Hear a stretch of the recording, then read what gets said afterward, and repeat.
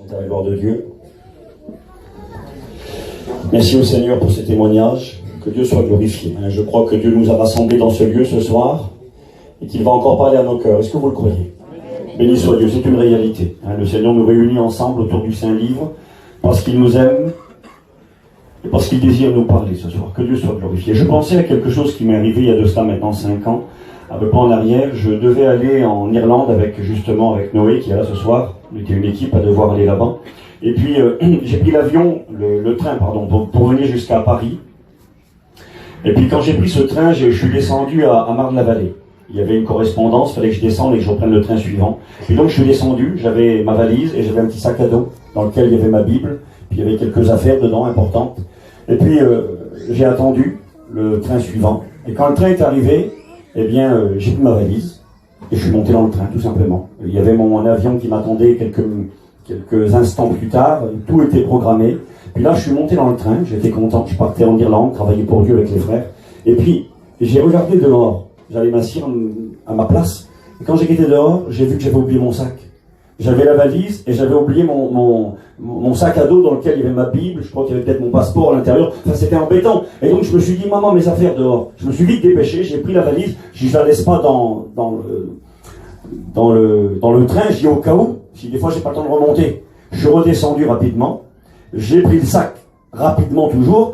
Et j'ai fait demi-tour et je me suis dépêché de monter dans le train. Et quand je suis arrivé devant la porte du train, j'étais fait. Les portes se refermaient juste devant moi. À 3 secondes près, j'ai dit, ça y est, je suis foutu. Et il y a un petit raclo, c'était un petit arabe. Il s'est acheté sur la porte. Il l'a tiré. Il a dit, allez-y, monsieur, dépêchez-vous. Et j'ai sauté, j'ai tiré la valise. Mais en vérité, j'ai tiré à 1 seconde près, je restais dehors. J'ai tiré, ça a rentré quand même. Et puis là, je suis arrivé à destination, les copains étaient là, on est monté dans l'avion, on est partis ensemble, j'ai fait mon voyage, et puis j'ai pu être béni par le Seigneur. Mais ça s'est joué à un fil. À un fil. Si le petit raclo n'est pas là pour tenir la porte, je suis fait, je reste dehors, je suis bloqué, et puis tout va derrière. J'attends le prochain train, j'arrive en retard, enfin, tout tombe à l'eau. De justesse, j'ai eu le temps de monter à l'intérieur et de partir. Eh bien, j'aimerais ce soir vous parler d'une réalité biblique. Une grande vérité, il est possible d'arriver trop tard. Je vous dis, moi, ça s'est joué à un fil. Je restais dehors. La porte, si le petit râteau n'est pas là, je suis foutu. Je reste dehors, et puis je loupe mon voyage. Ça aurait été ennuyeux. Mais j'aimerais vous dire qu'il y a un voyage éternel qui vous attend, et à vous, à moi. Et puis il ne faudra pas être en retard. Il y en a certains, malheureusement, ça va jouer à 1 seconde. Quelle tragédie. Je vais vous lire la Bible ce soir. Vous savez, je vais essayer de vous présenter un visage de Dieu dont on ne parle pas forcément souvent dans nos réunions. Je ne veux pas faire autrement, je ne veux pas faire mieux, les différents. Je veux simplement vous apporter ce que Dieu a mis sur mon cœur. Mais un visage de Dieu, dont on ne parle pas fréquemment, et que parfois même dérange. J'ai eu l'occasion par le passé de parler de cette vérité dont je vais parler ce soir, et je me souviens d'avoir écouté certains mécontents. Certains, j'ai écouté, puis ça m'est égal, c'est pas grave. À la limite, si vous n'êtes pas d'accord avec moi, c'est une chose, mais pas d'accord avec la Bible, c'est autre chose. Et puis donc, j'ai su. Certains ont parlé, ont dit, mais ça va pas ce qu'il a dit Steve. On n'est pas d'accord, ce qu'il a raconté, c'est pas bien. Ben, si c'est pas bien et pas d'accord, montrez-moi dans la Bible, et puis je serai d'accord. Je peux me tromper, il n'y a aucun problème, tout le monde peut se tromper. Mais maintenant, si c'est écrit dans la Bible, bien c'est la Bible qui a raison. Un homme un jour a dit ça. Il a dit, Dieu, c'est un caddie de magasin. Bizarre, Mario, comme expression, ça. Dieu, un caddie de magasin. Qu'est-ce qu'il entendait par là, le monsieur? Quand il a dit que Dieu était un caddie de magasin, il s'est dit, des dieux, il y en a plein. Tout le monde a son Dieu. Tout à l'heure, la compagne à Noé témoignait de sa religion, elle avait son Dieu à elle, et puis un Dieu qui arrange bien les gens. Un Dieu, on fait ce que l'on veut, on vit comme l'on veut, et puis quelquefois, à l'occasion, on l'invoque quand on a des soucis et des problèmes. C'était un Dieu. Et puis cet homme a dit, Dieu est un caddie de magasin. Pourquoi? Et il disait, quand tu vas au magasin, il y a des dizaines de caddies de magasin, mais chacun prend le sien, et puis chacun va dans le magasin, chacun met ce qu'il veut dedans. Tu mets du lait, tu mets des pâtes, l'autre elle va mettre, je sais pas moi, elle va mettre des patates, elle va mettre des légumes, chacun met ce qu'il veut dedans. Et c'est toujours un caddie de magasin. Et le monsieur disait, ben Dieu c'est ça. Dieu c'est un caddie de magasin. Chacun a son Dieu, chacun met ce qu'il veut à l'intérieur. Eh bien j'aimerais vous dire que le Dieu de la Bible n'est pas un caddie de magasin. C'est pas un Dieu qu'on met ce qu'on veut dedans, un Dieu qu'on construit, c'est la religion. La religion construit des dieux qui sont le fruit de l'imagination humaine. Mais le Dieu dans lequel nous croyons, et le Dieu qui s'est révélé dans la Bible nous fait connaître qui est Dieu. C'est pas le Dieu que moi j'ai construit, que j'ai conçu, qui m'arrange, qui est comme moi je le veux. C'est le Dieu qui se révèle dans ce livre. Et c'est de ce livre c'est sur ce livre que nous voulons nous appuyer. Il est écrit dans la parole de Dieu dans Romains chapitre 10 et verset 17, que la foi vient de ce qu'on entend, et ce qu'on entend, ça vient de la parole de Dieu. La foi véritable, la foi qui sauve, la foi qui est une certitude, une ferme assurance des choses qu'on espère, une conviction des choses qu'on ne voit pas. Dieu ne le voit pas. Mais pour avoir des convictions sur Dieu, notre foi doit reposer sur ce qui est écrit dans ce livre, la Bible. Alors je vais vous lire quelques passages dans l'Écriture, un visage de Dieu dont on ne parle pas fréquemment, pas souvent, mais qui pourtant est une réalité, et avec cette idée du trop tard. Du trop tard, on va le dire maintenant. On lit la Bible ensemble, si vous le voulez bien. J'aimerais savoir, moi, qui c'est qui a eu l'idée de faire toujours des pupitres qui penchent. En disant c'est mieux, mais c'est pas vrai, c'est pas mieux. Tout tombe par terre, toujours. Alors on va essayer quand même de lire nos pages. Dans Deutéronome, on va lire ensemble, c'est l'Ancien Testament, chapitre 28 et verset... On va lire ensemble le verset 58 et le verset 63. Je vais lire avec vous 3 passages, et ensuite j'ai demandé à un frère de prier le Seigneur. Je commenterai après la parole de Dieu. Lisons l'Écriture, voilà ce que nous dit la Bible. Deutéronome 29, verset 58 et verset 63. Il est écrit ceci. Dieu parle et dit, si, ce petit mot de lettres, là, quand même qu'il est important, si tu n'observes pas et si tu ne mets pas en pratique toutes les paroles de cette loi écrites dans ce livre, si tu ne crains pas ce nom glorieux, écoutez bien, et redoutable de l'Éternel ton Dieu, eh bien l'Éternel te frappera. Et verset 63, il dira, de même, écoutez-moi bien frères et sœurs amis, que l'Éternel prenait plaisir à vous faire du bien, parce que Dieu prend plaisir à faire du bien. Dieu désire vous faire du bien. Est-ce que c'est vrai les frères? Oui, c'est vrai. Dieu veut nous faire du bien. Dieu est bon, Dieu est gentil, Dieu est amour, Dieu veut le meilleur pour chacun d'entre nous. J'aime bien, j'ai visité un foyer cet après-midi qui a des problèmes, et quand je suis rentré vers eux, la petite femme m'a dit, t'as pas un verset pour nous? Et puis j'étais un peu pris au dépourvu, j'ai dit un peu un verset. Et puis dans ma tête, c'est venu tout simplement, je dis ma sœur, Jérémie 29, verset 11, Dieu parle et il dit, je connais les projets que j'ai formés sur toi, projets de paix et non de malheur, afin de vous donner un avenir et de l'espérance. Vous me chercherez et vous me trouverez, vous m'invoquerez et je vous répondrai si vous me cherchez de tout votre cœur. Alors c'est beau ça, c'est biblique et c'est vrai. Dieu est gentil, Dieu vous aime. Comme l'a rappelé notre sœur, Dieu veut votre bonheur. Il est celui qui vous veut du bien. Il faut lire toute la Bible. Il est écrit de même que l'Éternel prenait plaisir à vous faire du bien. Il en était content. Et à vous multiplier dans tous les domaines, financiers, matériels, familial. Dieu fait multiplier, il fait prospérer. Dieu prend plaisir à cela.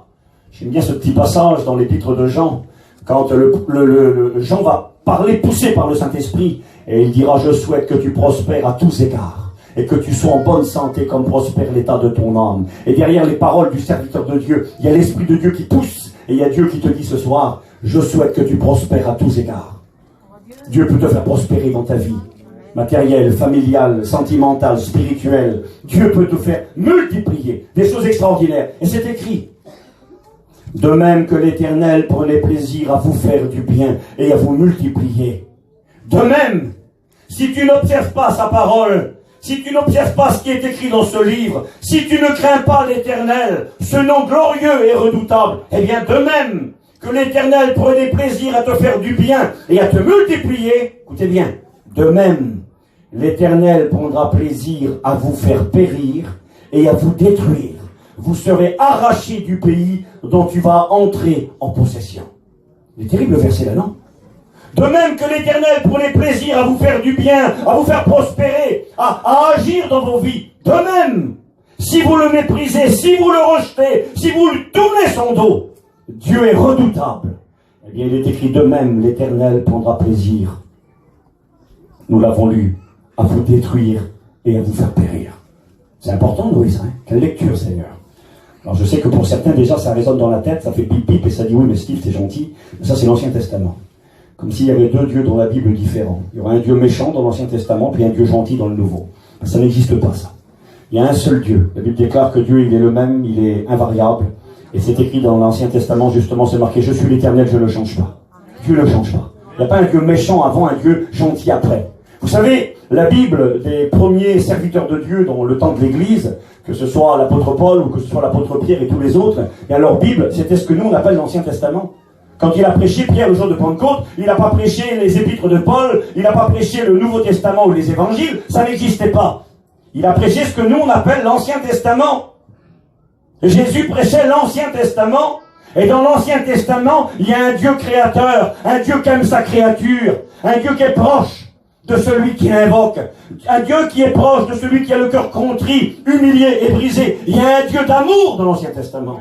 Et c'est ce Dieu d'amour qui nous parle. Ce Dieu est amour. Mais nous l'avons lu, ce Dieu est redoutable. Je continue la lecture avec vous. On va lire ensemble un autre passage, si vous le voulez bien, dans Proverbes, chapitre 1er. On va lire verset 24. Écoutez bien ce que Dieu dit dans le livre des Proverbes. C'est même étrange de trouver ce passage dans le livre des Proverbes. On a l'habitude de trouver des sentences, des conseils. Mais là, écoutez ce qu'il est écrit. Proverbe 1, verset 24. Puisque j'appelle, Dieu vous appelle ce soir. Vous appelle à la vie éternelle. Vous appelle au pardon de vos péchés. Vous appelle à la réconciliation. Vous appelle à une espérance que lui seul peut vous donner. Dieu vous appelle. Vous savez ce que signifie le mot église? Le mot église est mentionné bien sûr dans l'écriture. Jésus va l'utiliser très peu de fois, 3 fois. Le mot église signifie, traduit par assemblée généralement, signifie appeler en dehors de. On était dans le monde, on était perdus, destinés à la colère, sans droit de cité en Israël, sans espérance, sans Dieu, enfants de ténèbres, destinés à la colère, à la perdition. Et puis Dieu nous a appelés. Il nous a appelés hors d'eux, hors du monde. On était dans ce monde. On était fils de la colère, fils de la rébellion, révoltés contre Dieu, dans les ténèbres. Et il nous a appelés. Sa parole a retenti dans nos cœurs. Le Saint-Esprit nous a touchés. Et quand Dieu nous a appelés, on a répondu à l'appel de Dieu. On a dit, Seigneur, je suis là. Je te donne ma vie, Seigneur, je viens à toi. Vous savez, quand on donne sa vie à Dieu, on ne fait pas un cadeau. Mais qui croient que quand ils donnent leur vie à Dieu, ils font un gros cadeau à Dieu. Quel beau cadeau qu'on lui fait. On donne à Dieu notre misère, notre péché, notre saleté, notre, je sais pas moi, tout ce qui n'est pas terrible. Un bout de chiffon, on lui donne. Lui, il l'accepte, puis il en fait quelque chose de valeur et de précieux. Il nous a appelés. L'église signifie appeler hors du monde. Et là, le Seigneur, il dit, puisque j'appelle et que vous résistez, puisque j'étends ma main et que personne n'y prend garde. Quand il est écrit que Dieu étend sa main, c'est quand Dieu bénisse, c'est quand Dieu fait un miracle, quand Dieu guérit une personne, quand Dieu montre sa grâce, quand Dieu montre combien qu'il est gentil et qu'il est bon. Dieu dit, moi je t'appelle par ma parole, mes prédicateurs, mes chrétiens, mes chrétiennes qui témoignent, mon amour qui te parle, ma Bible qui vient toucher ton cœur. Et puis toi, tu es là, j'appelle, et tu résistes, toi. Puisque j'étends ma main pour montrer ma gloire, et que personne n'y prend garde. Puisque vous rejetez tous mes conseils, et que vous n'aimez pas mes réprimandes, moi aussi, dit le Seigneur, eh bien je rirai quand vous serez dans le malheur. Je me moquerai quand la terreur vous saisira. Quand la terreur vous saisira comme une tempête, quand le malheur vous enveloppera comme un tourbillon, quand la détresse et l'angoisse fondront sur vous, alors, ils m'appelleront. Ça veut dire, vous m'appellerez. Et Dieu dit, bien moi je répondrai pas. Alors ils me chercheront, et ils ne me trouveront pas. Parce qu'ils ont haï la connaissance. Parce qu'ils n'ont pas choisi la crainte de l'Éternel, parce qu'ils n'ont pas aimé mes conseils, parce qu'ils ont méprisé mes réprimandes. Alors, ils se nourriront du fruit de leur voix, ils se rassasieront de leurs propres conseils, car la résistance des stupides, il est question des hommes et des femmes qui méprisent le conseil de Dieu, il est question des hommes et des femmes qui viennent dans nos réunions à longueur d'année, dans les missions l'été, qui écoutent l'évangile à tour de bras. L'évangile est propagé avec une grande puissance parmi notre peuple. Il y a des chapiteaux dressés partout. Il y a des prédicateurs, des vocations dans toutes les familles qui se lèvent et l'évangile est annoncé. Et puis là, il est question d'hommes et de femmes qui, au contact de la parole de Dieu, résistent, endurcissent leur cœur, méprisent Dieu et son amour. Il est écrit, la résistance des stupides les tue et la sécurité des insensés les perdra. Mais celui qui m'écoute reposera avec assurance, il vivra tranquille et sans craindre aucun mal. Quelle lecture importante, les frères, non? C'est des lectures importantes, ça. Souvent, on prend le premier aspect, nous. Je te guérirai, je t'appelle, je veux te bénir, je veux te faire du bien, je vais te multiplier. Et c'est vrai, ça. Il faut prêcher ça. Parce que c'est vrai, parce que c'est marqué dans la Bible. Mais il faut continuer la lecture. Il y a l'autre vérité. Si on refuse, si on méprise, si on dit non, si on endurcit son cœur, on court un danger énorme. Je fais une autre lecture avec vous. Je crois que c'est bon de lire la Bible. Vous savez, de prêcher, de parler, d'expliquer, c'est bien, voilà. Et ce qui compte, c'est pas tellement la façon dont on va parler et ce qu'on va dire. Ce qui compte pour vous et moi, c'est ce qui est marqué dans le livre. Dans le Saint-Livre, c'est lui qui a raison. Vous savez, des fois, on attache de l'importance à celui qui parle bien, il présente bien les choses. Et des fois, il peut bien parler, puis il peut dire des bêtises plus grosses que lui. Ce qui compte, c'est pas de bien parler, ce qui compte, c'est ce qui est marqué dans la Bible. On a besoin de la parole de Dieu. Hébreux, chapitre 3, verset 11. C'est Dieu qui parle encore, et là on est dans le Nouveau Testament. Dieu dira, je jurais, c'est-à-dire je faisais un serment. Donc, dans ma colère, dit l'Éternel, ils n'entreront pas. Et il s'adresse au peuple d'Israël, qui avait quitté le pays d'Égypte. Et Dieu dit, je jurais dans ma colère, ils n'entreront pas dans mon repos. Puis là, Dieu va nous donner un conseil à vous et à moi. On est dans le Nouveau Testament. Et Dieu dira, prenez garde. Écoutez, le verset il est terrible.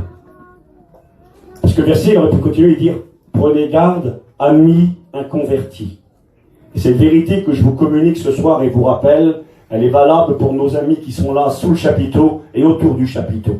Faites attention, prenez garde. Et le verset dans la lecture que je fais maintenant avec vous, parle à l'église de Jésus-Christ. C'est marqué, vous pouvez lire avec moi, il n'y a pas de problème. C'est marqué, prenez garde, frères. Les frères, c'est bien les chrétiens, non? C'est ça, hein? Frères, c'est les chrétiens, les gens du monde, ce sont nos amis. Ils ne sont pas encore les enfants de Dieu. Jean 1, verset 12, à tous ceux qui ont reçu le Christ, leur est donné le pouvoir de devenir enfants de Dieu. Dieu est le Dieu de tous les hommes, mais il n'est pas le Père de tous les hommes. Moi, je suis un chrétien, Dieu est mon Père. J'ai été adopté. Et le Saint-Esprit rend témoignage à mon esprit que je suis enfant de Dieu. Et dans mon cœur, je peux crier, Abba, Père. Je suis un enfant de Dieu. C'est pas de la prétention, c'est de la foi. Et c'est marqué ceci, je jurai donc dans ma colère, ils n'entreront pas dans mon repos. Prenez garde, frères, que quelqu'un de vous n'ait un cœur mauvais et incrédule. Vous êtes un chrétien et avoir un cœur mauvais et incrédule, attention. Au point de se détourner du Dieu vivant. Mais exhortez-vous les uns les autres chaque jour, aussi longtemps qu'on peut dire aujourd'hui, afin qu'aucun de vous ne s'endurcisse par la séduction du péché. C'est écrit verset 15, pendant qu'il est dit aujourd'hui, si vous entendez sa voix. On fait la lecture dans les proverbes. Je vous ai appelé. Vous n'avez pas, vous avez résisté. J'ai étendu ma main, j'ai montré ma gloire, je vous ai touché, je vous ai béni, je vous ai fait du bien. Vous n'avez pas voulu. Là, il est écrit ces mots. Aujourd'hui, si vous entendez sa voix, n'endurcissez pas vos cœurs, comme lors de la révolte. Et chapitre 4, verset 1er, juste après, et on va prier un instant, c'est marqué, craignons donc. Craignons. Et dans le mot craignons, l'auteur de l'épître s'inclut dans cette parole de Dieu. Craignons, ça veut dire moi aussi. Steve, t'es concerné ce soir, attention. Les chrétiens concernés, les prédicateurs concernés, nos amis inconvertis concernés. Craignons donc, ayons peur, tremblons, prenons avec beaucoup de sérieux. Craignons donc, tandis que la promesse d'entrer dans le repos de Dieu subsiste encore, que aucun de vous ne paraisse être venu trop tard. Une sainte crainte. Dieu nous parle, Dieu nous appelle, Dieu nous invite. Qu'allons-nous faire? Allons-nous résister? Allons-nous reporter à demain? Comment allons-nous réagir? Aujourd'hui, si tu entends sa voix, le conseil de Dieu, n'endurcis pas ton cœur, comme lors de la révolte, tandis que la promesse d'entrer dans sa repos subsiste encore, eh bien, craignons qu'aucun ne vienne trop tard. On va prier quand même un instant. Noé, prie le Seigneur si tu veux. Vas-y, Noé. Noé, laisse-toi, Noé, prie le Seigneur. Je vais bénir, Seigneur, et te rendre grâce, te remercier pour ces mamans. Tu bénis ton serviteur, tu te les choisis de loin, Seigneur. Amen. Que nos cœurs soient ouverts à ta parole, que ta parole elle puisse rentrer dans nos cœurs, afin de la garder, Seigneur, de sortir de ce lieu avec une riche bénédiction. Béni soit Dieu. Bénis-nous ensemble dans le nom du Christ, parce que tu es vivant, tu es présent dans ce lieu. Bénis ton serviteur dans le nom du Christ. Merci, Baroudé, fais grâce. Dans le nom de Jésus-Christ. Amen. Amen. Oui, Seigneur, agis par ton Saint-Esprit. Que le Seigneur vous bénisse, frères et sœurs amis, ce soir. Qu'il me bénisse aussi, on en a besoin. De comprendre ces vérités de l'Écriture. Vous savez, il est écrit dans Hébreux 11, verset 8, je crois, ou 7, c'est pas très grave, je crois que c'est le verset 8, que Noé fut saisi d'une crainte respectueuse. Divinement avertit des choses que l'on ne voyait pas encore, et saisi d'une crainte respectueuse, il se mit à construire un bateau de la folie. Dieu lui a parlé, et il lui a dit, tu sais Noé, bientôt la terre sera détruite. Ces hommes-là qui sont là se sont révoltés contre moi, ils me méprisent. Regarde, ils ne pensent qu'à manger, boire, s'amuser, faire la fête, construire, acheter, vendre. Ils pensent qu'à ça, ils méprisent le ciel. Ils se moquent de moi, ils m'ont tourné le dos. Bientôt le jugement de Dieu va s'abattre sur ce monde, et le monde sera détruit par les eaux du déluge. Écoute bien Noé, tu as trouvé grâce à mes yeux. Alors tu sais ce que tu vas faire. Tu vas entreprendre la construction d'un grand bateau, 150 mètres, 25 mètres, 15 mètres de haut, et puis tu vas entreprendre ce travail qui va te demander des années et des années. Mais quand tu auras achevé ce travail, tu rentreras dans le bateau avec tes animaux, et puis tu seras sauvé, toi puis tous les tiens. Et puis il est écrit que Noé a pris cette parole avec beaucoup de sérieux. Les gens ont rigolé, ils se sont moqués de lui, comme aujourd'hui on se moque de nous, et c'est pas grave qu'on se moque de nous. Peu importe ce que vous pensez, c'est la Bible qui a raison. Elle est la vérité, elle s'accomplira inévitablement. Que vous y croyez, que vous y croyez pas, que vous adhérez, que vous la méprisez, c'est pas un problème, c'est elle la vérité, et elle s'accomplira inévitablement. Celui qui doit venir arrive. Jésus arrive. Nous sommes aujourd'hui dans un temps de grâce, dans un temps où Dieu te tend la main, dans un temps où Dieu t'appelle, où Dieu t'invite. Mais un temps ténébreux, un temps de colère, de jugement, bientôt va s'abattre sur le monde. Et pour tous ceux et celles qui ont eu l'intelligence de faire la paix avec Dieu, de dire oui au Christ, alors il y a une perspective de gloire, de bénédiction, de joie, de bonheur, d'allégresse qui nous attend.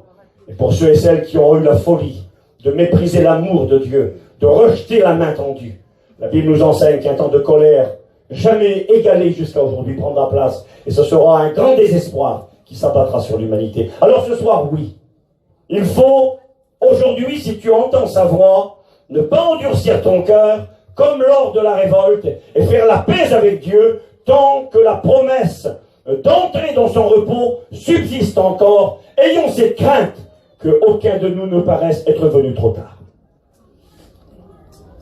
Si je vous posais, je crois, la question à beaucoup d'entre nous, on a des réponses assez rapides dans nos cœurs et qui sont bonnes. Si je vous posais la question, pourquoi faut-il se convertir ce soir? Pourquoi faut-il faire la paix avec Dieu ce soir? Pourquoi faut-il, pour nous qui sommes chrétiens, obéir à Dieu?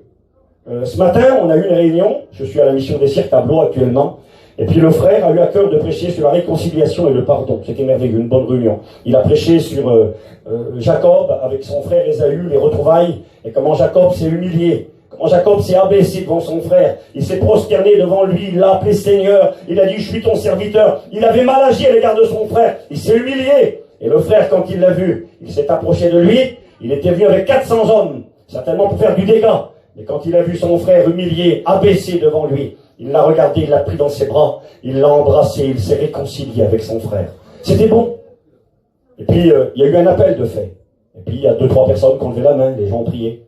Et puis, j'écoutais parler cet après-midi du monde du cirque qui était avec nous sur la place. Et il parlait d'une femme qui était dans la réunion ce matin. Ils ont dit, c'est terrible, elle n'a pas encore levé la main, cette femme-là. Elle est en litige depuis des années avec une personne, elle refuse de pardonner, elle est remplie de haine et d'amertume, c'est une chrétienne. Dieu lui dit, il faut que tu pardonnes, il faut que tu te réconcilies. Mais elle a dit non. On peut résister en étant chrétien. On peut dire non, moi je veux pas. C'est moi qui ai raison. Il m'a fait du mal. C'est moi. Ben, vous savez, des fois, notre raison, il faut la mettre dans notre poche. Tort ou raison. Tort ou raison. Nous devons nous soumettre à la parole de Dieu parce que c'est elle qui a raison. Et cette femme-là, elle n'a pas voulu. Elle a dit non. Elle a écouté. Elle a peut-être même dit amen à la prédication. Et puis elle est sortie de la réunion comme elle est rentrée, alors qu'elle est en porte-à-faux avec une personne et elle ne veut pas se réconcilier. S'il y a quelqu'un comme ça ici ce soir, je n'avais pas prévu de vous dire ça, s'il y a quelqu'un ici comme ça ce soir, un chrétien ou une chrétienne, mon frère, ma soeur, réconcilie-toi. Même que tu as raison, même que c'est pas toi qui as fait le mal, va vers la personne. Voilà dans tes bras, embrasse-la, et puis les affaires s'arrangeront. Vous savez, il vaut mieux perdre la face devant les hommes et garder la face de Dieu braquée sur nos vies. Des fois, on garde la face devant les hommes. Je suis un homme, je suis un dur, moi.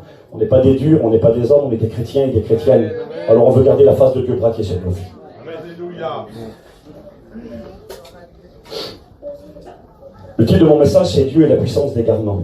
Dieu peut-il rejeter quelqu'un? Dieu peut-il mépriser quelqu'un? Dieu peut-il, après avoir eu le désir de faire du bien, Dieu peut-il faire du mal à une personne? Dieu peut-il manifester un jugement, une colère? Oui, nous l'avons lu. Je t'ai tendu la main, je t'ai parlé, t'as résisté, tu veux pas? Tu es en état de rébellion, tu fais qu'à ta tête, tu veux pas te soumettre, tu veux pas faire la paix avec Dieu. Pourtant Dieu touche ton cœur. Tu viens ici aux réunions, tu fréquentes les réunions, tu écoutes l'évangile, tu fais des expériences avec Dieu, le Saint-Esprit bénit ton cœur. Tu as adressé des prières à Dieu, Dieu t'a exaucé, et tu as vu la main de Dieu. Tu sais, tu connais, tu sais que c'est bon, tu sais que c'est vrai. Et tu refuses de prendre une position devant Dieu. Un engagement. Pourquoi faut-il se convertir aujourd'hui? Et certains diront, et puis vous avez raison, faut se convertir aujourd'hui. Allez, c'est vous qui le dites. Noé, tu as prêché tout à l'heure, non, tu n'as pas prêché, tu as chanté, alors tu vas continuer. Pourquoi faut-il se convertir aujourd'hui, Noé? Pourquoi ce soir? Pourquoi tout de suite, maintenant, sur la chaise? Jésus peut revenir tout à l'heure. Parce que Jésus peut revenir tout à l'heure. Est-ce que c'est vrai, ça? Je ne suis pas avec des chrétiens, je suis avec des musulmans ici. Ils ne savent pas que Jésus va revenir. Si les musulmans, en plus, ils croient que Jésus va revenir. Ils ont peut-être plus la foi que vous. Est-ce que vous croyez que Jésus va revenir? Oui, c'est vrai, il va revenir. On ne connaît pas ni le jour ni l'heure, on connaît le temps. On sait dans quelle période, dans quel moment. Nous ne sommes pas des ténèbres pour que ce jour nous surprenne comme un voleur. Nous sommes des enfants de la lumière. Et c'est quoi un enfant de la lumière? Psaume 119, verset 115. Ta parole est une lampe à mes pieds, une lumière sur mon sentier, éclairée par la Bible. Nous savons à quelle heure nous sommes. On ne connaît pas le jour et l'heure, c'est vrai, mais néanmoins on sait que le moment est arrivé. Et on sait que celui qui doit venir arrive à grands pas. Le monde est mûr dans son péché, dans sa révolte, mûr dans son iniquité, mûr dans la situation mondiale par rapport à la politique et à tout. Le monde est mûr, il arrive, il vient, il ne tarde pas, non, il use de patience, voulant que tous soient sauvés et parviennent à la repentance. Alors il use de patience. Cette patience bientôt prendra fin. Parce que si Dieu est patient, eh bien Dieu n'est pas fou. Et quand Dieu voit qu'il n'est plus possible et que ça ne sert à rien d'attendre, alors le jugement éclatera. Alors le Seigneur, oui, va revenir, et ça peut être ce soir. J'y crois vraiment de tout mon cœur. Je crois vraiment que ça peut être ce soir et que Dieu fasse qu'il en soit ainsi. Maintenant, supposons qu'il ne revient pas ce soir. Pourquoi faut-il se convertir ce soir? Noé, c'est mon cousin, va vous répondre. Pourquoi Noé faut se convertir ce soir? Pour que nos péchés soient pardonnés, oui, c'est vrai. Et demain, ça peut se faire. Demain aussi, c'est non. Ah, pourquoi ce soir, Noé? Je ne chicane pas, Noé, hein. C'est pas méchant. Toussaint, vas-y. C'est vrai. Ah, tu vois qu'il est bon. Tu peux être là 1 minute, oui. Est-ce que tu seras là dans 5 minutes? T'es pas sûr? Ah oui, hein. Tu peux mourir. Ah, attention. C'est vrai, non?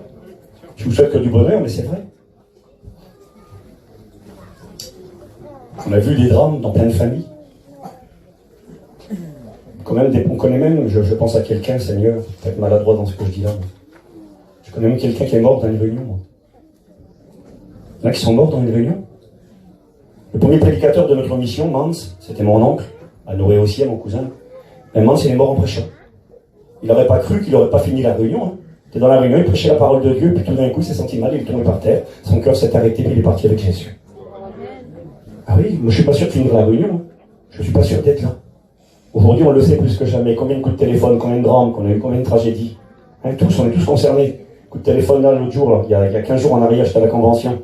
Nono, le pasteur Guingamp, il vient au carreau à 6h du matin. C'est bien quand quelqu'un tape au carreau à 6h du matin. Il tape au carreau, il dit Steve, je dis qu'est-ce que t'as? Il dit t'as su? Alors, quand il dit ça, c'est vraiment bien. Non, j'ai pas su, qu'est-ce que je dois savoir? Ta cousine Bébel, elle est morte là-bas. Hier soir, elle rentre à l'hôpital et puis elle est morte dans la nuit. Alors, voilà, c'est comme ça, c'est la réalité. C'est du quotidien, c'est tous les jours. Alors oui, demain, on sera peut-être pas là. Et je vous souhaite que du bonheur, mais c'est une grande réalité. Tu peux avoir 18 ans, tu peux avoir 20 ans, tu peux avoir 90 ans, demain tu ne seras peut-être pas là. Alors oui, c'est vrai. Il faut faire la paix avec Dieu ce soir. Il est écrit dans Hébreux, chapitre 9, verset 27, qu'il est réservé à l'homme de mourir une seule fois, après quoi vient le jugement. Il faut être prêt avant. Après, c'est trop tard. Dans l'église catholique, on enseigne qu'on peut prier pour les morts, on peut faire des messes et tout ça. C'est pas écrit dans la Bible. Soit quand on quitte la terre, on est prêt à rencontrer Dieu, soit on n'est pas prêt, et c'est une désolation éternelle, qui sera le partage de celui et celle qui aura eu la folie de mourir sans Dieu. Alors écoutez-moi bien, moi j'ai marqué ceci, c'était étrange. J'ai marqué, supposons que Jésus reviendrait dans 1000 ans. Donc dormez sur vos 2 oreilles. C'est une supposition, hein. C'est pas le cas, j'y crois pas du tout. Mais supposons que Jésus revienne dans 1000 ans, et que tu vas mourir, toi, dans 50 ans. Donc t'as le temps. Tu vas dire, Steve, tu m'as fait peur tout à l'heure. Tu m'as dit que Jésus pouvait revenir, que je pouvais mourir ce soir. Donc je comprends, il fallait que je me dépêche de monter dans le train. Et là, tu es en train de dire que supposons que le Seigneur revienne dans 1000 ans, et puis que moi, j'avais encore 50 ans devant moi. Donc j'ai le temps. Donc je peux me convertir dans 30 ans, dans 40 ans, dans 49 ans, j'ai 50 ans devant moi. Mais écoutez-moi bien, frères et sœurs et amis. Combien même tu aurais 50 ans devant toi encore à vivre, combien même Jésus reviendrait dans 1000 ans, il faut que tu te convertisses ce soir. Et pourquoi, Steve, alors? Si j'ai le temps, Tu dois te convertir ce soir parce que ce soir tu es à la réunion. Parce que ce soir le Seigneur il t'a attiré ici dans son amour. C'est lui qui t'a attiré ici. Peut-être que tu dis, moi je suis là parce que je fais plaisir à mon cousin, à ma cousine, à mon compagnon, à ma compagne. Je suis là parce que je suis venu écouter le garçon qui vient d'ailleurs. Je suis là pour multiples raisons. Non, tu es là parce que Dieu t'a attiré ici. Tu es là parce que Dieu t'aime. Tu es là parce que Dieu veut faire la paix avec toi. Tu es là parce que Dieu t'attire avec des cordages d'amour. Il veut te réconcilier avec lui-même. Il veut pardonner tes péchés ce soir. Il veut sauver ton âme ce soir. Alors oui, tu te convertis ce soir, forcément, ça va t'éviter plein de misères. Plus tôt tu donnes ta vie à Jésus, eh bien des misères te seront évitées. Quel bonheur quand j'écoute un témoignage, moi. J'ai écouté des frères témoigner ou des sœurs qui disent parfois, ben moi j'aime pas témoigner, j'ai pas de témoignage. Ah bon, t'as pas de témoignage toi? Ben non, j'ai pas de témoignage. Je me suis converti, j'avais 13 ans. J'ai jamais fumé une petite cigarette, j'ai jamais été dans une boîte de nuit, je connais rien. Et puis, à 14 ans, j'ai eu le baptême du Saint-Esprit, j'ai attendu mes 15 ans, je me suis baptisé, et puis je me suis marié, j'ai jamais rien fait. J'ai pas de témoignage. Mon frère, ma soeur, t'as le plus beau témoignage de toute la terre. C'est vrai, en vérité, c'est vrai. T'as rien, tu t'es pas sali, t'as pas goûté à la pourriture du péché. Quel bonheur! On aime bien nous le témoignage, il a tué 500 personnes, il a fait 30 ans de prison. Quel beau témoignage, hein. Quelle vie gâchée, cassée, combien de misère autour de lui. Convertis-toi ce soir, ça t'évitera plein de misères, plein de problèmes à toi et à ceux qui sont autour de toi. Mais maintenant, il faut se convertir ce soir. Écoutez-moi bien, frères et sœurs, amis. Il faut faire la paix avec Dieu ce soir. Il faut se soumettre à Dieu. Si Dieu t'a parlé, mon frère chrétien, ma sœur chrétienne, soumets-toi à sa volonté ce soir. Tu sais pourquoi? Parce que Dieu est Dieu. Et parce que de Dieu, on ne se moque pas. Galates chapitre 6 et verset 7, on ne se moque pas de Dieu. Ne vous méprenez pas, on ne se moque pas de Dieu. Ce qu'un homme aura semé, il le récoltera aussi. On ne se moque pas de Dieu. Il semblerait que dans nos réunions, des fois on fait des appels. Excusez-moi, je prends une image. C'est comme si Dieu se mettrait à genoux, là, par terre, là, et puis il dirait, viens, je t'en supplie. Oui, on peut le faire, nous les hommes, pas Dieu, mais nous les hommes. Paul va dire, nous vous en supplions. Au nom de Jésus-Christ, soyez réconciliés avec Dieu. On vous en supplie, nous, faites-le. Mais c'est pas Dieu qui va se mettre à genoux devant toi. C'est toi qui dois venir te mettre à genoux devant lui. J'ai écouté un petit garçon témoigner hier, il était avec moi, un petit copain à moi, un garçon à Billy Sabas. Et ce garçon, il expliquait qu'il était très orgueilleux. Il a lâché la main de Dieu pendant des années, il a fait de la grande misère à ses beaux-parents, à ses parents, à sa femme. La petite fille, elle mourait littéralement. C'était un garçon en état de révolte, très orgueilleux, orgueilleux de lui-même, orgueilleux de tout. Et puis, il expliquait quand Dieu l'a touché dans la réunion. Il a dit, j'étais au fond là-bas. J'étais plein d'orgueil. Et puis le Seigneur m'a parlé. Puis à la fin, il y a eu une prophétie, la prophétie m'a touché. Et j'ai dit, Seigneur, je peux pas me lever. Il voulait pas lever la main, il n'osait pas prendre position. Vous savez comment il a fini? Et merci Seigneur. Il a dit, le Saint-Esprit m'a touché, j'ai plus vu ce que je faisais. Je me suis levé, j'ai traversé tout le chapiteau, je suis venu devant. Il expliquait que devant, il y avait une croix sur le pupitre. Il y avait une croix en bois devant. Il dit, je suis venu devant, j'ai mis la tête par terre. Il dit, la tête contre la poussière dans la saleté, et je savais plus ce que je faisais, je devenais comme un fou, et je me suis prosterné devant la croix. Et j'ai dit, Seigneur, pardon. C'est comme ça qu'on vient devant Dieu. On ne vient pas comme un orgueilleux prétentieux, les mains dans les poches, et puis il faut que Dieu qui s'abaisse devant toi. Dieu ne s'abaissera pas devant toi. Dieu est Dieu. Dieu est redoutable. Il est le créateur de l'univers et toi t'es rien, t'es un grain de poussière. Pour qui tu te prends? Dieu te parle depuis combien de temps? Dieu t'appelle, tu participes à plein de réunions. Les chrétiens qui sont là, les chrétiennes, ils prient pour toi, ils te témoignent et tu méprises. Vous savez, faites attention à vous. C'est marqué dans Ésaïe 55 et verset 6. C'est marqué comme ça. Cherchez le Seigneur pendant qu'il se trouve, invoquez-le tandis qu'il est prêt. Il y a des temps où on peut trouver Dieu. Il y a des temps où on peut s'approcher et être touché.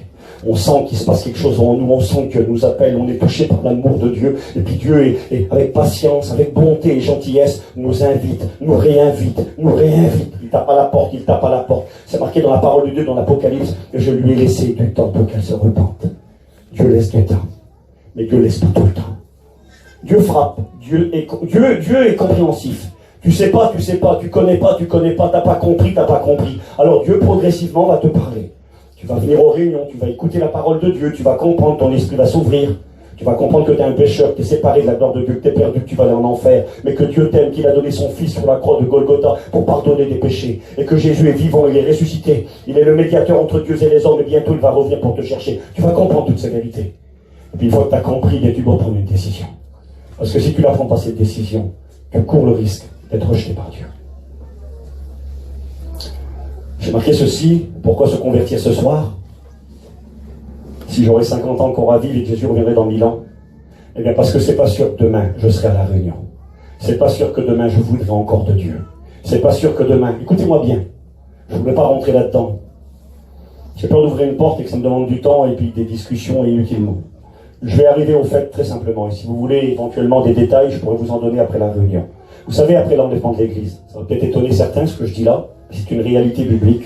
Après l'enlèvement de l'Église, il y a des hommes et des femmes qui se tourneront vers Dieu. Ça sera un temps de colère et de misère, de souffrance, de calamité, un temps jamais vu. Jésus a dit que la colère sera telle, les tribulations seront telles que le monde n'en a jamais connu et qu'il n'en connaîtra plus jamais. Le monde de demain est un monde que vous ne connaissez pas, ni vous ni moi. La Bible déclare, ils ne se douteront de rien. De même que le déluge s'abattit sur le monde à l'époque de Noé, ils ne se doutèrent de rien. Ce fut une ruine soudaine. Ça va être la même réalité. Aujourd'hui, on mange, on boit, on fait des mariages, on achète des terrains, des maisons. On est dans la course au matérialisme. J'ai prêché là-dessus dimanche. Dans la course au matérialisme. Parce que Jésus l'avait annoncé. Au moment où l'Église sera enlevée dans le ciel, ce sera un temps de prospérité matérielle jamais égalé jusqu'à aujourd'hui. Jésus a dit, prenez garde que vos cœurs ne s'apesantissent par les excès du manger et du boire. Il a dit, ce sera une époque comme celle de Noé. Les gens achetaient, vendaient, se mariaient leurs enfants, etc., etc. Un temps d'abondance, de prospérité. Nous vivons ce temps-là. Quand on regarde 20 ans en arrière, c'était pas comme ça il y a 20 ans en arrière. Moi, j'ai pas 90 ans, j'ai 43 ans. Mais je me rappelle de la vie il y a 30 ans en arrière. Je me rappelle de la vie il y a 25 ans en arrière. On a fait un bond géant. On a évolué dans le bien-être, dans le matériel. Que Dieu vous bénisse, si vous n'oubliez pas Dieu. On a évolué extraordinaire. La Bible nous enseigne qu'une ruine soudaine va s'abattre sur le monde. Et le monde va changer, du jamais vu. Et dans ce temps de misère et de colère qui va s'abattre sur le monde, les chrétiens seront partis dans la gloire. Et de ces humains qui resteront. Et la Bible nous enseigne, et les passages sont nombreux, qu'au sein de tribulations, de persécutions, au prix de leur vie, ils seront exécutés par décapitation. C'est marqué dans la parole de Dieu, j'ai les versets ici. Apocalypse 20, verset 4. Je vis les âmes de ceux qui avaient été décapités à cause du témoignage de Jésus et à cause de la parole de Dieu, et de ceux qui n'avaient pas adoré la bête ni son image, et qui n'avaient pas reçu la marque sur leur front. Ils revinrent à la vie et ils vont régner avec Jésus pendant 1000 ans. Il y a plein de versets qui nous enseignent que des hommes et des femmes, après l'enlèvement de l'Église, se tourneront vers Dieu et seront sauvés. Certains vont dire, des copains prédicateurs, nous disent, Steve, t'es un malade, toi tu dis ça aux gens. Nous on leur dit de se convertir ce soir parce que Jésus va revenir, et toi tu dis qu'après, il y aura des conversions. Ben oui, après, il y aura des hommes et des femmes qui se tourneront vers Dieu. Mais à quel prix? À quel prix? Ce soir, tu peux donner ta vie à Jésus.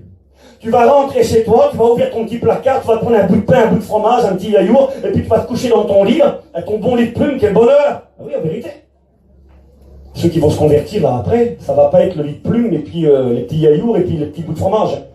La Bible déclare que les gens mourront de faim. Il y aura du sang à boire, il n'y aura plus d'eau. Les eaux seront polluées. La mer mourra, tous les animaux mourront qu'il y a dedans. Il y aura la famine, il y aura des guerres mondiales, des guerres nucléaires, et ceux qui voudront se tourner vers Dieu seront incarcérés, mis en prison, et on les exécutera, on leur coupera la tête. Je sais pas moi, je peux pas me convertir ce soir et puis manger un petit yaourt en rentrant tout à l'heure. Non, je sais pas moi, pas à vous de choisir. Il y en a qui disent des fois, oh mais Steve, oui, mais je le sais ce que tu dis. Ben oui, malin, je le sais, je connais un peu la Bible, je sais bien qu'après il y aura moyen de se tourner vers Dieu. Ah ben c'est pas grave, alors ben, je me convertirai après moi. Pas il y aura l'eau, lui. Je me convertirai après. Là, je crois qu'il va aller au boulanger, acheter une baguette de pain puis 2 croissants. La Bible nous enseigne que ça va être un temps de terreur, de catastrophe, de misère. Non, mais c'est pas réaliste. On n'est pas là pour te faire peur, on dit la vérité. Des choses qui vont arriver abominables. Il y en a qui vont se tourner vers Dieu. C'est marqué qui sont ces gens habillés de blanc. Apocalypse 7. Et d'où viennent-ils? Ils viennent de la grande tribulation. Ils vont laver leur robe dans le sang d'agneau. Il y a des hommes et des femmes qui se tourneront vers Dieu. Au prix de leur vie, au prix de calamité, au prix de souffrance. Tu veux attendre ça, toi? Ben, bon courage. Vous savez ce que je crois, moi? Je crois que si, et c'est écrit dans la Bible, des multitudes se tourneront vers Dieu après l'enlèvement de l'Église. C'est écrit, puis je remercie le Seigneur, et je ne suis pas jaloux, je ne les envie pas. Je ne veux pas être à leur place, je préfère la mienne, moi, ce soir. Je préfère partir quand Jésus va venir. Il n'y aura pas 2 enlèvements. Il faut qu'il y ait un deuxième enlèvement. Non, il n'y aura pas 2 enlèvements. Il y a un seul enlèvement de l'Église. Et ensuite, Jésus reviendra sur la terre, il régnera sur la terre. Et ceux et celles qui seront tournés vers lui dans le temps de colère et de jugement, qui auront payé au prix de leur vie, qui auront beaucoup souffert, et ces hommes et ces femmes, quand Jésus reviendra, ils ressusciteront. Puis ils vivront avec l'Église dans le millénium quand Jésus régnera 1000 ans sur la terre. Moi, je préfère être dans ma situation que dans la leur. Maintenant, ce que j'aimerais vous dire ce soir avec beaucoup d'amour, et je crois de vérité biblique, si je crois que des hommes et des femmes se tourneront vers Dieu après l'enlèvement de l'Église et obtiendront le pardon de leurs péchés, écoutez ce que je crois également. Je crois également que ces gens qui se tourneront vers Dieu sont des hommes et des femmes qui aujourd'hui ne connaissent pas la vérité de l'Évangile. Sur quoi tu t'appuies, Steve? Je m'appuie sur un passage de la Bible que je vais vous lire maintenant. Il est écrit ceci dans la deuxième épître aux Thessaloniciens. Je lis pour vous la Bible. Je regarde l'heure. Il est 10h25. Alors on va avancer ensemble. On fera ce qu'il faut pour ne pas finir trop tard. 2 Thessaloniciens, chapitre 2, verset 19. Il est question d'un événement qui va arriver après l'enlèvement de l'Église. Quand l'Église va partir, il y a un homme qui va venir et qui va diriger le monde. La Bible appelle l'Antéchrist ou l'Antichrist, le fils de la rébellion, de la perdition. Il va gouverner le monde, il va réunir tous les hommes derrière lui et il va apporter une fausse paix et une fausse sécurité. Il se fera passer pour le Christ, pour le Messie. Il séduira le peuple d'Israël qui feront une alliance de paix avec lui de 7 ans et ils croiront qu'ils ont trouvé le libérateur. Le monde l'attend, le monde le désire. Et regardez ce que dit l'Écriture. Elle dit ceci. L'apparition de cet impie se fera par la puissance de Satan, avec toutes sortes de miracles. Le gars qui vient, il fera des miracles. Vous savez, je pense à ça parfois. Aujourd'hui, tous les films qui marchent, je vois qu'il y a beaucoup de jeunes qui sont là, tous les films qui marchent là, dans les cinémas, j'ai vu l'autre jour, là, il y a un film qui est sorti, là, il a fait jamais vu. Des milliards et des milliards, ils ont gagné. Tous les films qui sortent, c'est des films de super-héros. Sérieux? Les Marvel, là, Superman, Spider-Man, et puis tout ça, c'est tous des super-héros. Des super-hommes qui ont des super-pouvoirs. Ça n'existe pas, ça. Ben, le gars qui vient, là, bientôt, il aura des super-pouvoirs, lui. Ça sera le super-homme, les gens vont courir après lui. Ça sera Superman sur la Terre. Ils croiront, le gars il vient, c'est marqué, regardez ce qui est écrit de lui. Il aura le pouvoir, cet homme-là, dit l'Écriture, de faire toutes sortes de miracles, de signes et de prodiges mensongers. Pourquoi mensongers? Parce que ce sera pour amener les gens dans le mensonge et dans l'erreur et dans la perdition. Un gars qui vient avec une capacité, une intelligence, une possibilité de faire des choses, mais pour détourner l'humanité. Et je lis la Bible, c'est marqué comme ça. Avec toutes sortes de miracles, de signes et de prodiges mensongers, écoutez bien, et avec toutes les séductions de l'iniquité. Et là, le verset sur lequel je vais m'arrêter avec vous quelques instants. Pour qui? Qui c'est qui va croire cet homme? Qui c'est qui va suivre cet homme et connaître la perdition? C'est marqué, pour ceux qui périssent. Celui qui périt, c'est celui qui est perdu. Dieu a tant aimé le monde qu'il a donné son Fils unique afin que quiconque croit en lui ne périsse point. Celui qui ne périt point, c'est celui qui a la vie éternelle, qui va partir avec Jésus quand il va revenir et qui est sauvé. Son nom est inscrit dans le livre de vie. Et là, il est question des gens qui sont perdus. Pour ceux qui périssent parce qu'ils n'ont pas reçu, c'est-à-dire ça leur a été proposé, ça leur a été donné, ils n'en ont pas voulu, parce qu'ils n'ont pas reçu l'amour de la vérité pour être sauvés. Écoutez bien, aussi Dieu leur enverra à ces gens-là qui n'ont pas reçu l'amour de la vérité pour être sauvés, Dieu leur enverra une puissance d'égarement pour qu'ils croient au mensonge, afin que tous ceux qui n'ont pas cru à la vérité, mon frère, ma soeur, mon copain, croient à la vérité. À tous ceux qui n'ont pas cru à la vérité, mais qui ont pris plaisir à l'injustice, soient condamnés. Quel verset, Seigneur? Regardez, moi j'ai pris d'autres traductions pour comprendre, parce que le verset est peut-être un peu compliqué, là. D'autres traductions diront Bible français courant. Il y a des hommes et des femmes qui vont se perdre parce qu'ils n'auront pas accueilli et aimé la vérité. C'est qui la vérité? La vérité, c'est Jésus. Jean 14, verset 6, je suis le chemin, je suis la vérité, je suis la vie. La vérité, c'est Jésus, mais c'est aussi un livre. Jean chapitre 17, verset 17, ta parole est la vérité. Il y en a qui ne veulent pas de la parole de Dieu. Il y en a qui ne veulent pas de Jésus. Ils se perdront parce qu'ils n'ont pas accueilli et aimé la vérité qui les aurait sauvés. Voilà pourquoi Dieu leur envoie une puissance d'erreur qui les pousse à croire au mensonge. C'est Dieu qui va envoyer une puissance d'erreur, d'égarement, pour que ceux qui n'ont pas aimé la vérité, mais qui ont pris plaisir à leur péché, à leur injustice, Dieu va leur envoyer une puissance d'égarement pour qu'ils croient au mensonge. C'est marqué ainsi, tous ceux qui n'auront pas cru à la vérité, mais qui auront pris plaisir au mal, seront condamnés. La traduction parole vivante dira, dans ces pièges tomberont ceux qui n'ont pas voulu ouvrir leur cœur à l'amour de la vérité qui devait les conduire au salut. Voilà pourquoi Dieu va faire passer sur ces gens-là une puissance d'égarement qui va les pousser à donner leur adhésion au mensonge. Ainsi le jugement viendra sur tous ceux qui auront refusé de croire à la vérité et qui auront pactisé avec le mal. Pas la traduction, hein. Qui auront pactisé avec le mal au lieu de placer leur confiance dans celui qui est la vérité. Ils ont délibérément, C'est-à-dire ils ont choisi. Ils ont délibérément pris parti pour l'injustice et ils se sont complus en elle, ainsi seront-ils condamnés.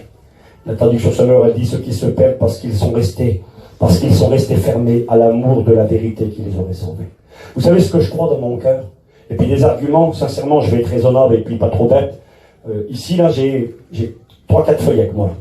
Et dedans, j'ai toute une liste d'hommes qui, dans la Bible, ont été rejetés par Dieu. Oui. Tu peux être rejeté par Dieu. Dieu peut dire, c'est fini pour toi. Il y a un cantique que l'on chantait. Noé a parlé des vieux cantiques que chantait son père. Il y a un vieux cantique que l'on chantait, et que je connais également. Je n'étais pas là quand il a été fait, forcément, mais je le connais. À la porte d'un cœur, Jésus frappe ce soir. Connais Bader, ça, hein? À la porte d'un cœur, Jésus frappe ce soir. Il est déjà si tard, il est tard. Paillon disait, il est tard, très tard, mais il n'est pas encore trop tard. Oui, pour l'instant, il n'est pas trop tard. Il n'est pas trop tard parce que tu es là. Il n'est pas trop tard parce qu'il t'a attiré. Oui, c'est ça qu'il dit le cantique. Et la dernière strophe disait, Jimmy, le président, chantait souvent le cantique. Il disait, il est des seuils, hélas. Un seuil, c'est l'entrée d'une porte. Il est des seuils, hélas, où Jésus ne va plus. Ah bon? Non. Il est des seuils, hélas, où Jésus ne va plus. Des cœurs à tout jamais, glacés, fermés, perdus, pour n'avoir pas ouvert à l'appel de sa voix quand c'était la dernière fois. Ben tu sais pas si ce soir c'est pas la dernière fois que Dieu t'appelle. Sérieux? Moi je crois, bibliquement parlant, j'ai des exemples. Pharaon a endurci son cœur à 7 reprises. Au début il connaît pas Dieu. Quand Moïse lui parle avec son frère Aaron, il lui dit écoute, il faut laisser partir mon peuple. Et puis qu'est-ce qu'il dit? Il répond Pharaon. Il va dire mais qui est l'Éternel pour que je serve l'Éternel? Moi je ne sais pas qui c'est l'Éternel. Et puis il va dire afin que le peuple ne s'attache pas à ces paroles de mensonges, parce que pour lui la parole de Dieu c'est un mensonge. C'est pas la vérité, c'est un mensonge. Il connaît pas Dieu, Pharaon. Afin que le peuple ne s'attarde pas après ces paroles de mensonges, ils vont fabriquer des briques sans paille. Comme ça, ils écouteront plus ces bêtises. Pour lui, la parole de Dieu, c'est des bêtises, c'est un mensonge, et Dieu, il ne le connaît pas. Ben, Dieu accepte. Dieu dit, ok, c'est vrai, tu ne me connais pas, tu ne sais pas qui je suis, alors je vais me révéler à toi. Et progressivement, Dieu va montrer sa gloire, sa grandeur à Pharaon. Les plaies d'Égypte, il va changer l'eau en sang, le bâton devient un serpent, et progressivement, il y a des fléaux, il y a des miracles qui sont manifestés, et puis Pharaon va découvrir Dieu. Il demandera même la prière après. Hein, il demandera à Moïse, Moïse prie pour moi. Combien d'inconvertis ici ce soir peut-être qui ont demandé la prière? On reçoit constamment des messages sur le téléphone. Hein. Prier pour un tel, c'est pas un foyer chrétien, mais ils ont des besoins. Même les foyers pas chrétiens, ils demandent la prière. Les inconvertis, parce que quelque part, ils se disent, il y a peut-être quelque chose. Et lui, il fait ça, Pharaon. Il demande la prière, il demande une intervention. Puis à un moment donné, les magiciens vont lui dire, tu sais, Pharaon, ce que fait Moïse, ça c'est le doigt de Dieu. Et même Pharaon, il reconnaît que c'est le doigt de Dieu. Et puis c'est marqué comme ça. Dieu fait un miracle, c'est marqué Pharaon endurcit son cœur. Aujourd'hui, si tu entends sa voix, n'endurcis pas ton cœur. Pharaon endurcit son cœur, une fois. Pharaon endurcit son cœur, 2 fois. J'ai les versets, si vous voulez, je vous les donnerai. 3 fois, 4 fois, 5 fois, 6 fois, 7 fois. 7, c'est la perfection. La perfection dans la grandeur, dans l'amour, dans la bonté, dans la patience. Dieu est patient. Dieu comprend, Dieu accepte. Tu sais pas, tu sais pas. Alors Dieu te parle, Dieu se révèle à ta vie. Et Pharaon, 1 fois, 2 fois, 3 fois, 6 fois, 7 fois. Pharaon endurcit, Pharaon endurcit. Vous savez ce que c'est marqué après? C'est marqué, Dieu endurcit le cœur de Pharaon. Dieu endurcit le cœur de Pharaon. Et là, c'est fini pour lui. Quand c'est Dieu qui l'endurcit, c'est terminé. Il va tout perdre. Il va perdre son bien, il va perdre sa maison, il va perdre son autorité, sa gloire. Excusez-moi, il va perdre son fils. La mort va venir chez lui. Il va perdre son armée. Ils vont rentrer dans les eaux de la mer Rouge. La mer va se rabattre sur eux. Il va tout perdre. Et Dieu l'a endurci, c'était fini pour lui. Et c'est comme ça, il y en a d'autres. Il y a Saül, le grand roi Saül. Il prie pour lui, le prophète Samuel. Seigneur, épargne-le toute la nuit, épargne-le, épargne-le, épargne-le. Et Dieu dit non. Je l'ai rejeté, c'est fini pour lui. Il est question dans la Bible, ça c'est dans le Nouveau Testament, j'ai le verset dans l'Épître aux Hébreux. Il est question de Ésaü, le frère de Jacob, le frère jumeau. C'était le fils de la promesse, Ésaü. C'est lui qui était l'aîné, c'est lui qui devait obtenir la bénédiction de son père, les bénédictions des choses de Dieu. C'était pour lui. Et il va vendre les choses de Dieu pour un plat de lentilles. Pour les choses de la terre. Il va mépriser l'amour et les bontés de Dieu. Il va les regarder comme de la boue. Dans le Nouveau Testament, c'est marqué qu'il n'y ait pas parmi vous de profanes comme Ésaü, qui méprisa son droit d'aînesse. Il est écrit, plus tard, avec des larmes, il s'est repenti. Il a dit, Seigneur, je veux la bénédiction, mon Père, bénis-moi. C'est marqué, plus tard, il vint avec des larmes, demandant la grâce et le pardon. Mais c'est marqué, son repentir ne servit de rien. C'était trop tard. Et des comme ça dans la Bible, il y en a plein. Je vais arrêter. Je vais être sage. Je 10 ans moins le quart. Frères et sœurs de tout mon cœur, amis qui est là ce soir, il faut faire la paix avec Dieu aujourd'hui parce que Dieu est Dieu. Parce que Dieu est redoutable. Parce que tu risques d'être rejeté par Dieu. Et moi j'y crois à ça. Je crois que j'ai vu des gens, depuis quelques années que je prêche l'évangile, j'ai vu des gens qui à des moments là, on aurait cru qu'ils seraient baptisés. Ils étaient là au premier rang, ils étaient devant, ils brûlaient les premiers à la réunion. Ils avaient reçu quelque chose. La vérité était là, mais il y avait un choix à faire.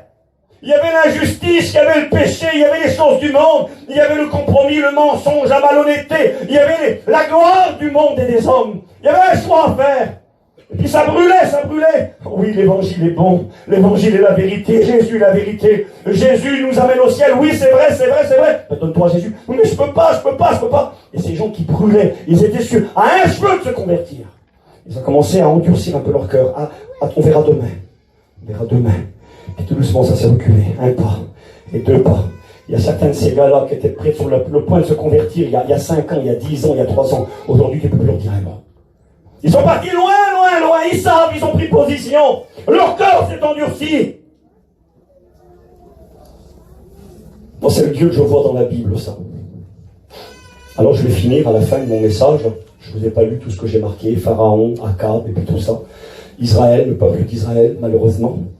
Bon, après Israël, quand ils arrivent devant la terre promise, là, Dieu il envoie les espions. Allez voir la terre promise, allez visiter un petit peu. Pendant 40 jours, alors ils y vont, ils visitent.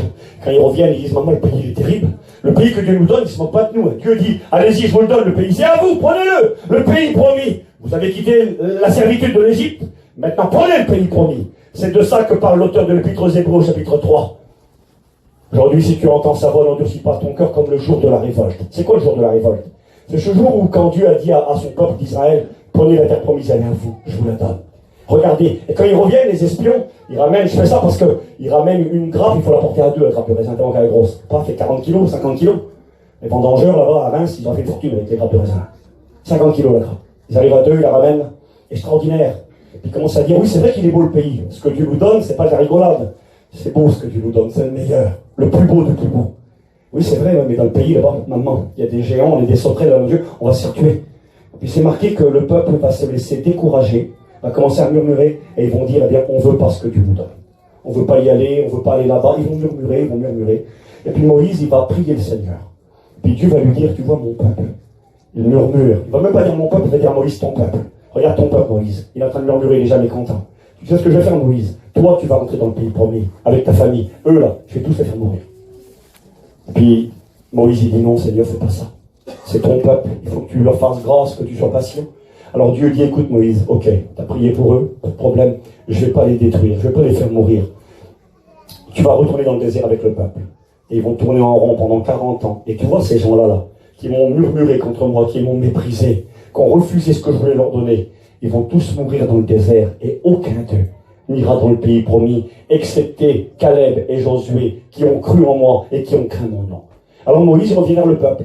Il leur dit, qu'est-ce qu'il y a? Vous voulez pas y aller? Vous avez peur? Eh bien, bonne nouvelle, on n'y va plus. Ah bon, on va où? On n'y va plus. Dieu, il a dit, c'est fini pour vous.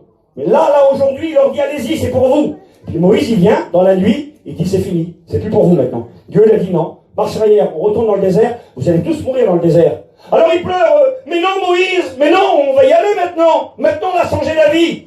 Hier, c'était bon, demain, c'est plus bon. Le lendemain, ils ont dit, on y va. Moïse, il dit, non, n'y allez pas. C'est fini pour vous. Dieu a dit non. Mais hier, c'était oui, mais aujourd'hui, c'est non. Et c'est écrit qu'ils vont vouloir y aller quand même. Et quand ils vont y aller, ils vont se faire massacrer. Ils vont faire demi-tour et ils vont tous mourir dans le désert. Et c'est pourquoi il est écrit aujourd'hui, si tu entends sa voix, n'endurcis pas ton cœur, comme le jour de la révolte. C'est de ça qu'il s'agit. Frères et sœurs, amis, je termine. Vous l'avez compris, on ne peut pas se moquer de Dieu. Dieu est Dieu. C'est à toi de venir ce soir et dire, Seigneur, merci. Merci pour la grâce. Je suis un misérable, je suis un minable, Seigneur. Tu vois, je suis là pour discuter avec toi pour les choses de la terre. Un plat de lentilles, un peu de plaisir, un peu de commerce, un peu de magouille, excusez-moi, un peu de terrain, un bout de différence. Il y en a qui croient que s'ils deviennent chrétiens, demain ils ne mangeront pas. Regardez les chrétiens, ils font tous du diabète et du cholestérol, ils font 150 kilos, on mange bien. Je mange bien, j'ai un camping, j'ai une auto, je manque de rien, puis je mange pas le pain du mensonge, je mange le pain de la vérité. C'est Dieu qui me donne mon pain, je n'ai jamais manqué de rien. Puis vous savez, les choses de Dieu et la vie éternelle, c'est plus qu'un peu de pain, puis un terrain, puis un camion. Ce soir, il est temps et plus que temps de faire la paix avec lui. On va baisser notre tête. Puis toi qui es chrétien, mon frère, ma soeur, si Dieu t'a demandé quelque chose, depuis 15 jours, depuis 6 mois, depuis 10 ans, depuis 40 ans peut-être, je ne sais pas moi, c'est peut-être temps ce soir d'arrêter de faire ton malin, de baisser la tête devant ton Dieu. Vous savez, Dieu, il accepte quand on dit, Seigneur, j'y arrive pas. C'est trop dur pour moi. Vous savez, une fois, c'est pas facile, hein, quand Dieu me demande quelque chose. Seigneur, moi, je peux pas, j'y arrive pas. Mais parce que tu me le demandes, Seigneur, je vais essayer. Donne-moi la force. Je veux, Seigneur, faire ta volonté. Et si tu fais ça ce soir, il va te faire grâce et il va t'aider. Seigneur, nous voulons te rendre grâce dans la gloire de Dieu. Merci au Seigneur pour ces témoignages. Que Dieu soit glorifié. Je crois que Dieu nous a rassemblés dans ce lieu ce soir et qu'il va encore parler à nos cœurs. Est-ce que vous le croyez? Béni soit Dieu, c'est une réalité. Le Seigneur nous réunit ensemble autour du Saint-Livre parce qu'il nous aime et parce qu'il désire nous parler ce soir. Que Dieu soit glorifié. Je pensais à quelque chose qui m'est arrivé il y a de cela maintenant 5 ans. Un peu en arrière, je devais aller en Irlande avec Noé qui est là ce soir. On était une équipe à deux.